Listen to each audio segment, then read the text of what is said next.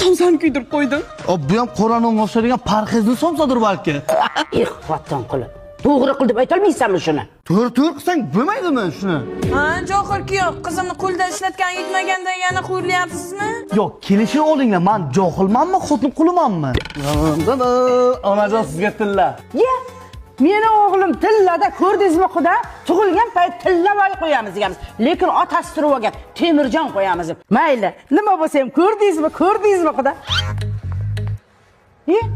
Nima u? Kelinizga 5000 ga bitta alyuminchalik olgandim-da. Hey, bu temir emas, zanglagan tunuka. 30 yillik onangni 4 kunlik kelinga almashtirdingmi, ha?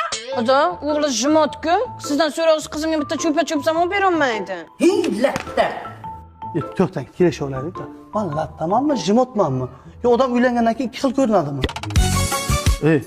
Men yuzing birini artib ol. Shuni kelin aytdi. Ha? Hammani olti romantika qilamiz deb. Onangni davolanasi osh bo'lsin dedi, ha? Ha, ko'rib qo'y, qanday qizingni do'qisini olyapman deganingizda bu, ha? Bo'ldi. Sabrim kosasi emas, tog'orasi to'ldi. Ha, xotiningni eplolmay endi shu yo'lga o'tdingmi? Boshqa yo'l qoldirmasiz-ku.